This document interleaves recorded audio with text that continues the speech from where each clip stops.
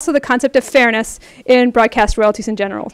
Please join us in welcoming Kurt Hansen, CEO of AccuRadio and the publisher of RAIN, the radio internet newsletter, David Lowery from the University of Georgia and the bands Cracker and Can't Prevent Beethoven, Michael Petricone, Senior Vice President of Government Affairs at the Consumer Electronics Association, Patricia Pollock of Counsel at Breedhoff & Kaiser and Associate General Counsel of the American Federation of Musicians, and Colin Rushing, General Counsel of Sound Exchange. Chris Richards, pop music critic at the Washington Post, will moderate this discussion. Hi, everybody. How you doing?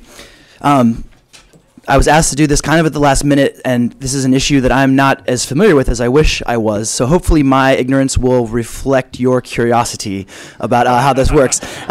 So just imagine that a child is up here asking these people questions, and if that doesn't work out, well, maybe 10, 15 minute, you guys can show me the flag, and we'll turn the questions over to you, and we can get down to the bottom of this what seems like a pretty knotty issue. So, Knotty.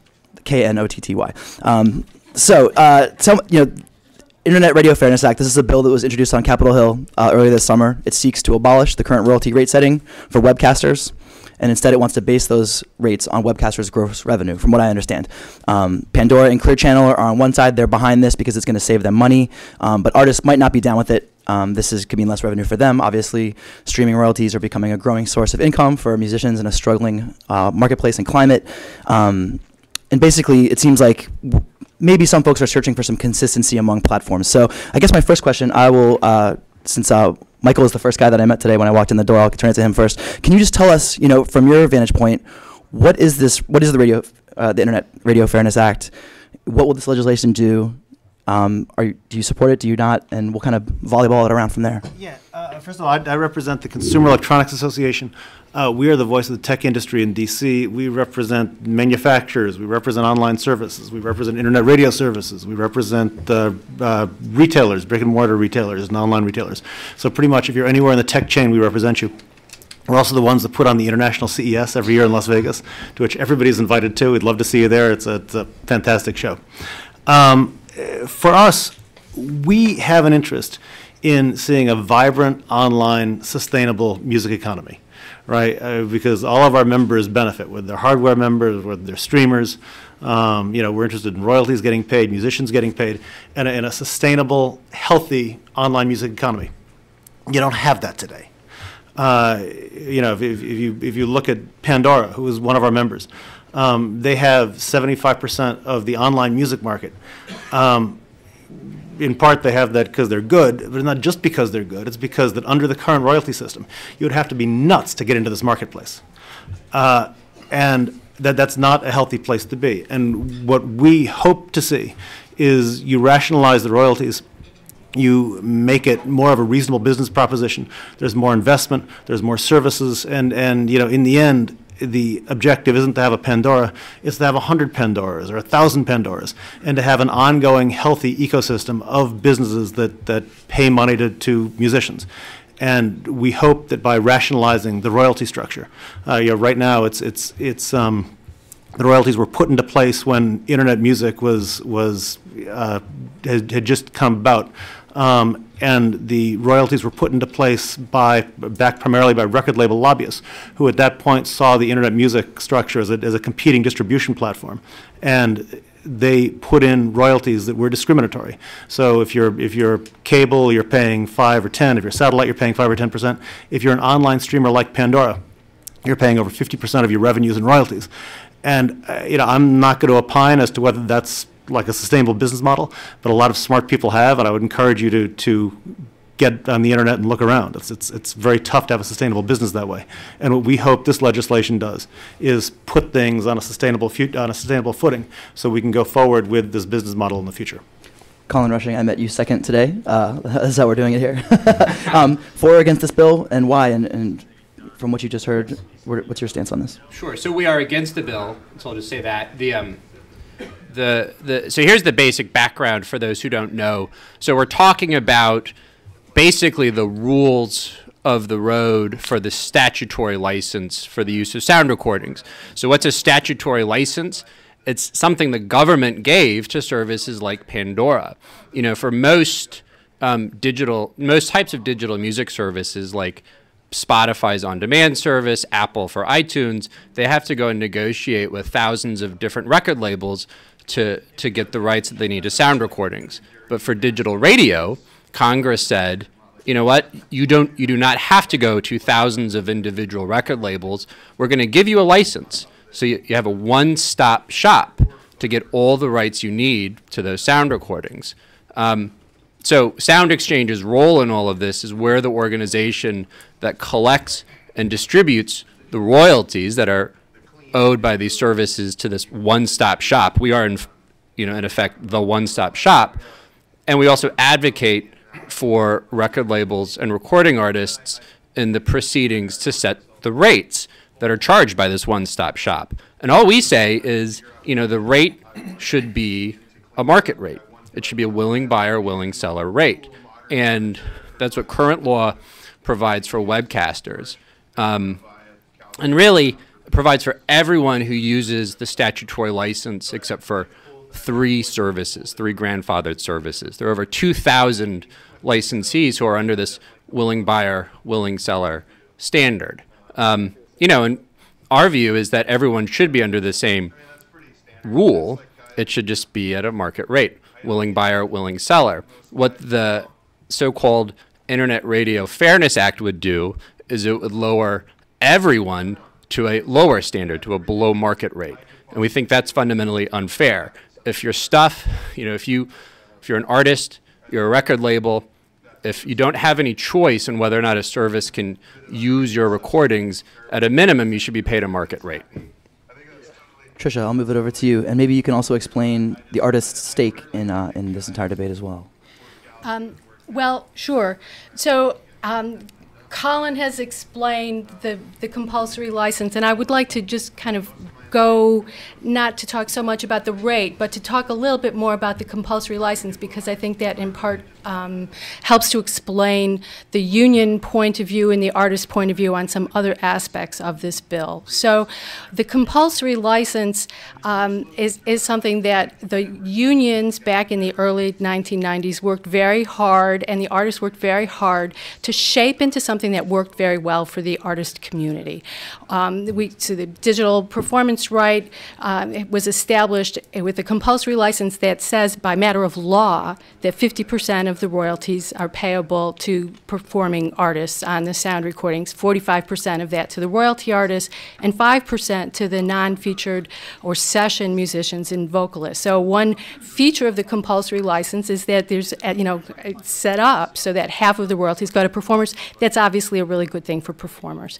Another thing that we set up, and we worked really hard to obtain, was that when the royalties would go to performers, that they would be non-recoupable. That is, that this would be a new income stream from the digital performances that would go straight to artists. It wouldn't flow through to artists through their labels or through any other, kind of mechanism that would suck up some of the royalties, but it would be something new that would go right to artists, and they would have it. It wouldn't be recoupable.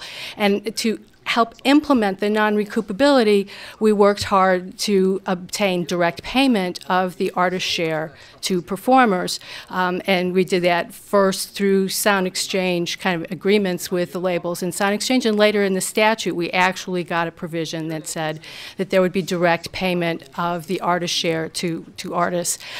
So the compulsory license, along with all the benefits that it gives to the music services, that is the one-stop shopping that Colin was talking about, and the ease of licensing, is also set up to provide all these benefits to performers, that is direct payment, non-recoupability, and it's all administered through Sound Exchange, which is an organization that artists have a 50% control over because artists sit on that board. One of the things that the bill, or a couple of things that the bill does that kind of interrupt or undercut this whole structure that's really good for artists. Okay, so the bill, one piece of what it does is to talk about changing the rate standard in a way that will lower rates, and Colin has talked about that. But it does a lot of other things too. It sort of aims to disrupt the whole rate-setting litigation structure, so that the only evidence that the judges can look at is evidence of direct licensing that goes around the Sound Exchange compulsory license and is not subject to direct payment, is not subject to non-recoupability, is not subject to any sort of artist control. And that's just something that's, antithetical, I think, to artists' interests, and is, not supportive of the artist community. If the only kind of market that the judges can look at in setting a rate is a direct license that says, okay, I can pay the compulsory license rate, and I'll never have to pay more than that to get the music, but I want to go and enter into direct licenses with all these other individual labels to undercut that rate. And I'm going to do that direct license, and then I don't have to pay the artist 50%. I don't have to have them paid directly, and there isn't artist supervision over how the artist payments are going to work out, or how any of the administration is going to go. That is not good for the artist community.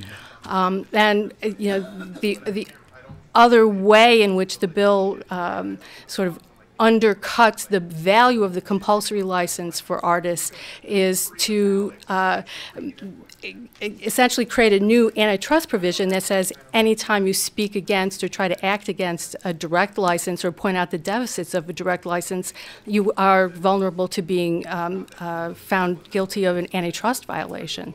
So, from the artist's point of view, even getting beyond the rates, there are a number of kind of snake pits in this bill that are bad for the artist community. Before we get any further deep into the weeds, I'm wondering if maybe we can zoom out a little bit. And Kurt, if you can help me with that. Again, imagine a child up here asking you this question, but terrestrial radio, from what I understand, it pays songwriters, it pays composers. In the digital space, performers are paid for their work. How did this disparity begin, and why is it? Why? Well, I want to go back even one step further, which is the purpose of copyright law, which is not to maximize revenues for Pandora or maximize revenues even for labels or musicians. It's to maximize the availability of creative works to the public. That's what this is really all about. And it's generally done by saying if it goes to royalty hearing at the Copyright Office, there should be there's a standard called 801B, not to be confused with NCC 1701D. Says it should provide a set a rate that provides a fair income to the copyright owner and a fair return to the copyright user. And that has worked terrifically. And now, I'll circle back to your question. I'm sorry, I got distracted. In terms of broadcast radio, there's never been a requirement to pay royalties to the label or the performer because they make so much money off of the airplay, over the promotional value. As near as I can tell, the promotional value to you in the room who are musicians of airplay on Pandora is probably 100 times what you're getting from the check from Sound Exchange. If that airplay is concentrated in markets where you are active, where you perform. Could you get a little closer to the microphone as sorry. well? Thank you. So, this requirement to pay royalties was extended in 1998 to digital forms of radio, and no one, in terms of webcasting, that's cable radio, satellite radio, and internet radio, and webcasters aren't objecting to that concept. But in terms of cable radio and satellite radio, they're using the normal standard. They're using fair return to copyright owners and fair income for copyright users. And that's all we're asking for in this new bill, is the ability to get that. Can I address the history of the lack of a terrestrial performance right? That's the jargon that we use when we talk about the injustice. That is the fact that over-the-air radio stations don't have to pay anything for the sound recordings. There's a very simple explanation for why they don't have to pay and digital radio does, and it's politics. Music is concentrated in Nashville, LA, and New York. Digital radio is concentrated in a handful of states. Broadcasters are in every single congressional district. It's very hard to get any sort of legislation that requires them to do what in the rest of the world is taken for granted as a normal thing. The United States North Korea doesn't pay performance royalties. That's right. Thank you. Terrestrial radio. We're the only country aside from North Korea, so we're. Thank you. I apologize for overstating the extent of the injustice. So I think that's the political explanation. And there was a time when everyone sort of at this table was in favor of a performance right for terrestrial radio. We said, look, the elephant in the room is the fact that the $17 billion a year industry that is radio doesn't have to pay for music. There was a time when everyone sitting at this table, I think, agreed with that. That has changed. That's one of the other big problems with the Internet Radio Fairness Act. It does not address that fundamental problem. And I also just want to take a quick note with the promotion argument. You hear that a lot. If there was all this promotion going on, you wouldn't expect to see sort of revenues going to the record industry from the sale of recordings going down instead of up. And I am the fact is that everything promotes everything, and it's not an excuse for not paying for something that belongs to someone else. Let me move it over to David Lowery really quick here. You're a lot of people advocating for artists here. I'm not only I'm the artist on the panel, I'm the only person here speaking against my financial interests. You should always pay attention to that, okay? I make a third of my income from Sirius, Clear Channel, and Pandora, okay? And I'm going to piss them off right now, okay? That's what I've been doing for the last 3 months well, no, this bill, like the last 6 weeks, okay? So imagine, I'm also think I'm the only non-lawyer to have read this bill, so let's just say this is the bill, and this much deals with the rates, okay? And then this deals with all of this crazy stuff. Crazy land stuff, okay? Like everything that doesn't have to do with rates. Like, for instance, I wanted to use this as a slide, but I don't know if you could see this. I used this at a talk last week, but it said, this is corporate broadcaster SOPA, censors free speech. And I'm going to read the passage that I think is the most egregious, although I can do this with about 10 different things in this bill. Nothing in this paragraph shall be construed to permit any copyright owners of sound recordings acting jointly or any common agent or collective representing such copyright owners to take any action that would prohibit, interfere with, or impede direct licensing by copyright owners of sound recordings in competition with licensing by any common agent or collective, and any such action that affects interstate commerce shall be a contract, combination, or conspiracy in restraint of trade in violation of Section 1 of the Sherman Act. Okay, so my question is, any copyright owners acting jointly? Okay, is that, so obviously that's aimed at people like Sound Exchange. It's probably aimed at Sony Music, but the way it's written, it says any copyright owners. So this could be a musical group. What if my musical group, Cracker, Camper Van Beethoven, decides that we want to write something about a direct licensing deal going on? We would be threatened with prosecution under the Sherman Act. What does that do to free speech, people? Any copyright owners, so is that an alliance between two indie labels? Is that a band? What is it? Okay. What is impede? In the case of the American Association of Independent Musicians versus Sirius, it was simply doing that. It was speaking out. This section in this bill is to codify a lawsuit between Sirius and the American Association of Independent Musicians. That's what this is. This has nothing to do with rates. If you've been around Washington, D.C. long enough, you know what agency capture is. This entire bill, this is about rates. This is about agency capture. It's about the broadcast industry taking over the copyright board process. Kurt, you're trying to flag me down. What's on Yeah, your mind? the point of that, as I understand, I think David's right that the language is imperfect. But what it says, what it's trying to do is say that right now in the DMCA, major labels have a specific right to collude. and are exempted from any antitrust if they do collude to try and deny direct licensing. What that paragraph is trying to do is prevent them from having an antitrust exemption. But if it was fair, it would prevent the other side from doing that too, Yeah, and it well- does not. And I think it's actually really funny that a company like Sirius, which is a monopoly, is trotting out the Sherman Act, which is an antitrust act, to use against its opponents. Come on, people, this is newspeak. Anybody ever read Orwell? Newspeak, that's what this is. So in terms of I just don't think Sirius is even involved in this bill. I've never heard any word of support for them. What do you think? anyone beg to differ? Well, I'm not I mean, it's right here. You can look on my website and read it. I mean, it doesn't require a law degree to understand what it says. I mean, What it really does is it turns the regime upside down, because the digital performance right and the compulsory license were set up where the basic majority regime is the compulsory license, the one-stop shopping. It's easy for services. They come, they pay, they register. That's all they have to do. They don't have to negotiate with thousands and thousands of people. And then the artists get the benefit of, the certainty of the payment, the clarity, direct payment, and non-recoupment. That's the governing regime.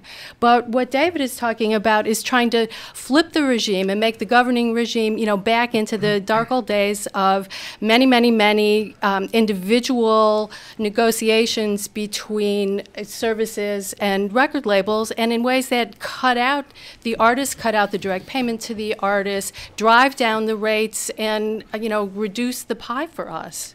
It's like flipped reality. and if we don't have that in there, like for instance, 75,000 albums were released last year. What were 800 of them released by major corporations? The rest were released by bands directly, or independent bands, or small independent labels. It would prevent us from speaking out if the major labels had advantageous licensing deals with Sirius and stuff like that. Plus, there's a whole matter of that digital doesn't prevent payola. So we're already at a disadvantage. This hurts the little guy and censors free speech. That's all there is to it. It needs to go away. Colin wanted to chime in. I'd like to just address the. I got you right next. Yeah. Colin, go for it. Real I quick. just want to address the policy argument behind the antitrust exemption that Kurt was talking about. He talked about the existing law allowing record labels to collude. Well, collusion happens when people can get together and set a price. That's what antitrust law is directed to. If you have competitors getting together and setting a price. Well, under the statutory license, record labels do not get to set the price. They don't even get to say no. The price is set by the Copyright Royalty Board. We participate in proceedings as to what the price should be, and we present evidence from competitive markets where there is competition as to what the price, is what the market price should be. But at the end of the day, the government sets the price, not the record labels. And so, one of the, Kurt talks about describes this provision as just eliminating the ability of record labels to collude. What he's really saying is that the bill gives services all the benefits of a rate court, which is basically a cap on prices, while eliminating trying to eliminate the ability of record labels to actually participate in a fair way in a process to figure out what that rate is. So I just want everyone to understand, no one is saying that record labels should be able to collude. We have a rate court that sets the price. Michael. Okay, there's a couple of quick points. Number one, there is no intent in this bill to step on anybody's free speech. If you look at the congressional, But it does. But let me finish. I didn't That's the interrupt way you. it's written. I read the text. You can't just make shit up. Yeah, but we let him finish this. Let him But you finish his can't point, make please. shit up. Okay, Let him finish wait, his point really let quick. me know when I can talk. Can I talk now? Yeah. Okay, thank you. So if you look at the sponsors of this bill, people like Senator Wyden, you heard from this morning, people like Congressman Chaffetz, they're among the bigger free speech advocates in Congress, and the ones that led the fight against Soap and Pippa. So if there's anything in the bill that inadvertently does that, we can look at it and it gets fixed. There is a larger issue here, which kind of gets lost in the minutia of the copyright talk if you're not a copyright lawyer, which is you got a number of services that pay royalties at very low rates, whether it's cable or satellite or whatever, and then you have one service, which is internet radio, that pays royalties at a very high rate, right? So the system is discriminatory. That's a fact. So Pandora. No, let me. When I'm done, you can talk. I'd love to hear you talk. But let me just finish. So Pandora is a publicly traded company, right? It is not a secret they're not making money. I think so that's our problem is that you currently have an unsustainable situation. And if I may add, and I've been somewhat taken aback by the vituperative nature of this debate. And Dave has been very articulate about why people downloading music and not paying for it is a bad thing. Pandora's one of the good guys, right? They pay hundreds of millions of dollars in royalties. They pay 5 or 6 figures in royalties to bands you've never heard of. And I'm talking to an audience full of music geeks. So that is the kind of service that we want to keep around. And the debate, the actual debate here isn't between should Pandora pay like at this level or should Pandora pay at that level. It's do you want royalty-paying internet radio services like Pandora around or not? Because that's the choice. And I would hope that we could collaboratively come together and figure out how to make this business model a sustainable business model so that this business stays around and grows for years and years. Kurt, do you think that internet radio becomes it goes into jeopardy, it becomes in peril if? Yes, it is definitely imperiled. For one thing, it was interesting to hear Michael talk. Internet radio plays far more independent artists and working musicians than any other form of radio. This is the form of radio you should most want to support. It's got the ability to geo-target the songs it plays to the markets in which you perform, for example. But right now it's in big trouble. It's gotten virtually no venture capital investment in the last few years. There isn't a single webcaster, including Pandora, who can afford to market, to grow the audience. A thriving internet radio segment with reasonable royalty rates that are good for everybody is the best thing that could happen to working musicians. This is the thing you should be on the side in favor of, not opposed to. If internet radio went away tomorrow, if Pandora went away tomorrow, there's still plenty of other choices out there. Artists can stream their own songs off their own websites. This is a false argument. But personally, what I want to say is that I would rather have free speech than the money, if you're going to get down to it, right? I would rather like to preserve my right to free speech, to be able to negotiate, to speak about that, and to speak about with other artists. And I think it's completely disingenuous to say there's one service that doesn't pay this rate. There's 1,800 webcasters, and there's 3 people that pay the lower rate. Well, this is kind of a grander point that I'd like to get to. I know it sounds like everyone on this panel agrees that the artists need to be involved in this conversation, and maybe they're not. Would everyone? How do we get musicians involved in this? Well, we're not going to be involved in a conversation if we're threatened under the Sherman Act from actually having that conversation. That's what I'm getting at. Under the Sherman Act, we can't have that conversation. That is censorship of free speech. But again, kind of pulling away from what the thicket that we're in right now, you are an artist and you are here speaking your voice. How do artists get in the act on this and express themselves? By basically either you're. I mean, you got to be specific. Wait a second. I don't know. I want to get. I know I'm going off in a different direction. David, musicians are 50% of the Sound Exchange board, and correct. So that's a pretty significant role. Thank you, Kurt. No, that's true. And unfortunately, they would be muzzled under this agreement too. So. Yeah, I mean, I would say so. In terms of artist involvement through Sound Exchange, Kurt is right, and thank you for pointing that out. And as Trish also said, our board is controlled half by artists and artist representatives. And that's a very real thing, and it makes Sound Exchange a sort of unique part of the music industry. The unions have also been very active on this issue. The Music First Coalition is active on this issue, and that's a collection of a broad range of artist advocates as well as label advocates, and so there are a number of different outlets, but we could use all the help we could getting the word out. Yeah, and I would add from the proponent side, educate yourself about the issue. Like, look at their website, look at our website, figure out the facts. David, I think, comes at it from a very principled point of view, and he says, there's this business paying artists over $100 million a year, and if it goes away, something, it goes away. Other artists may disagree. And with a different business model. It's capitalism. Yeah, but I think this is a business model you may want to. They could add another ad. They could add another minute of advertising an hour and raise their advertising I guess revenue 40%. Maybe they could. My sense is that a lot of people who listen to Pandora have gone away from broadcast radio, and the reason they've gone away is because of the ads. But I think it's incumbent on all of us, come together and figure out how to make this thing sustainable, because right now it's not. Okay, well, it's a little hard when one side is being muzzled. I would love to open this argument to everybody here. Let's all get in the act here. Who has questions for our panel today? Do we have a microphone yet? Jean is going to help you out. Hi, You're on. I'm Elizabeth Frazee with Twin Logic Strategies. I'm a little confused by some of the vitriol against the 801B standard. Isn't that the same standard that the record labels use when they're purchasing rights from the music publishers and from the songwriters? I'm asking you, Colin.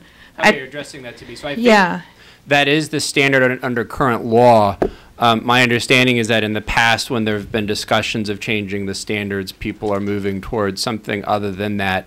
You know, I don't work for the record labels in that capacity. The world of mechanicals is very, very different than the world that we live in. There's a much different history. A lot of it's built on direct licensing that is sort of in the shadow. It's 9.1 cents a track. Publishing. It's 9.1 cents a track. It's very generous. But back to the point, I mean, we're not talking about setting a rate with this legislation. I thought what the legislation did was create a standard that was a standard that had been used for 30 years for... It does things like says that you can't consider anything that's happened before 2012. I'm not sure how you're going to set it. I mean, there's this he who controls the past controls the future clause in this bill. And one of the things is, maybe you could elaborate on that, how we're not allowed to look at what the judges are not allowed to look at. I mean, it's sort of like you're getting towards that standard, but then there's all these other things added to it, like you're not allowed to look at anything that's happened before 2012, right? Do you want to get on that right there? I'd also like to hear a little bit from Kurt. One thing that we haven't heard about is the history of how we got to this point. And the CRB is, every time the CRB has taken an action, Congress has had to step in to intervene or to encourage a private settlement. The Pandora rate, the pure play rate, was set by a private settlement because the CRB rate was so high. So can you talk about that a little bit, Kurt? Thank you. I guess it's to Kurt. We may have the same view or different views. I'm not sure. Kurt and I go way back in this fight. Yeah. Can we give Kurt a chance to answer that one? 'Cause Okay. That was for him. So. Well, in my opinion, the phrase what a willing buyer and willing seller would agree on is kind of gibberish. That it's, I'm going to go and try and boil this down to 20 seconds, but if I have an elderly cat I love, I'm not going to sell them for $2,000 because I love them, but you as buyers wouldn't pay 50 cents. So what's the rate that a willing buyer and a willing seller would pay for my cat? It's an unanswerable question. The 801B standard, fair, maximizing the availability of works to the public, fair return for the copyright owner, fair income for the copyright user, that is interpretable. The CRB judges historically have struggled with this willing buyer, willing seller stuff, which I think is gibberish, and come up with rates that were so high that were always over 100% of revenues. And that's why each time they've come up with that conclusion, there's had to be congressional intervention. Trish, you wanted to get on the mic before we go to the next question. Yeah, so I'll, I guess, thank you. So essentially, Kurt has, it's a sort of a nice image of the cat, and I feel badly for his cat. And it's a metaphorical cat. But in practice, this is how it's worked. Under the willing buyer, willing seller standard, the Copyright Royalty Board has looked at market evidence, has looked at actual deals between record companies and digital music services, and said, okay, what do these tell us about the market for digital rights? And that's been the foundation of their decisions. In digital radio, under 801B, the judges have done this. They looked at the marketplace evidence. They said the market points in this one direction, but based on these other factors and in the last satellite proceeding, the one that was ended in 2006, these are basically based on the testimony of the two satellite companies' CFOs. We're going to set a different and much, much lower rate. So that's the way it's worked in practice. In our view, the Copyright Royalty Board should look to market evidence. And so we think that's really the fair approach. Now, on the revenue point and on Pandora, and the pure play rates, it's right that the rates paid by the pure play services as well as the broadcasters for their simulcasting, like iHeartRadio and all of those were all negotiated. They were negotiated after, and it is also right that they're sort of negotiated after the first webcasting proceeding was done. But here's what's sort of remarkable. The rates were not just for that term. They actually went all the way through the next term. So what we called Webcasting 3 was fully settled with 99% of the market before the proceeding began. Those were all negotiated rates through 2015. And so the process essentially worked correctly there. On the revenue point, it's very hard to just look at this sort of new industry and make any judgments about what's going to be successful and what's not. And if you're running in an ad-supported business, you have to run advertisements. And we're not going to judge what people do to try to generate revenue, and that's fine in their business. But I personally think there's a huge amount of promise in this space, but it's sort of, I think we're, sort of like assessing Facebook in 2004, Google in 2000. There's just a lot of growth. Let's ask another question from the audience. I need my Candy Crowley light to flash. Can I actually just jump in real quick? Real quickly, please, because I want to make sure we have some questions. On the rate standard question, I'm not a musician, but I spend all my professional life working with musicians, and all of them say to me, I do this thing, I make this thing that is incredibly beautiful, incredibly valuable. It's full of my creativity and is a wonderful creation. And then all around me there are businesses that are trying to make money off of my thing. Okay, that doesn't mean you hate the businesses that want to make money off your thing, but they're all out there making money off your thing, whether it's radio or whether it's Pandora or what it is. They're making money off the thing that I created. And what's wrong with a standard that says I should get a fair payment, I should get a fair market payment for my thing that I created, that is my work, my talent, my creativity? That's what the rate standard is all about. It's just a fair market value for the thing that I created, and that it's as simple as that. That's not what but the rate standard isn't what the vitriol is about. The vitriol, to the extent there's any vitriol, or the heat, is all the other things in the bill that take away, the musician's right to speak up, or to try to take away the musician's right to speak up for the compulsory license regime, and the things in the bill that try to push the direct license regime to undercut those fair market rates. I'm going to make everybody hug before the end of the panel, so but go on. A few questions from the internet, and I'll try to synthesize and rephrase. But basically, what about the other bill? There are two bills that have been put forward at this point, and the one that we've been talking about is the one that changes the rate standard for Pandora and other similar services and takes it down to the satellite cable radio level. And what about the option of bringing them up, or is there some room for some compromise that allows Pandora to have a slightly lower rate that's sustainable in some way, while bringing the other kind of services? If we have some kind of consensus around the idea of parity in the broad sense, why does parity have to look like this? Michael, I'd love to hear that one from you. What the other bill would do is essentially set all the other services under the same rate-making standard that internet radio is now under. So what you risk doing is then creating a whole bunch of non-sustainable business models, which is not good for musicians, clearly. How do they do it in all of the other countries in the world except North Korea then, if they're not sustainable business models? How do all the other countries in the world decide North Korea pay a performance royalty on terrestrial broadcast? Kurt, you have an answer for that? And using typical principles of copyright law, that's about 3 or 4% of revenues in most of those countries, which is sustainable. Okay. Who else? Wait. More than one question here. More than two questions, I'm sure. And I think we only have a couple minutes left, so this will be our last one. Hi, I'm Brian Gantman. I'm with EMF. I know most of the people on the board. A couple of things I want to address and a couple of questions I want to ask. When it came to the last rate setting proceedings, and I know because I was one of the people who was dealing with Colin on the last night trying to get a deal done for the non-coms, when you talked about the market rates, it was actually that I believe Sound Exchange, though, was picking and choosing which rates would go forward, which ones would be allowed in the future rate setting proceedings. The question, I guess, towards Patricia is, if we're talking about the fact that under willing buyer, willing seller, the rates were so high, that all these services would have shut down, or a lot of them would have shut down, and now they're at lower rates.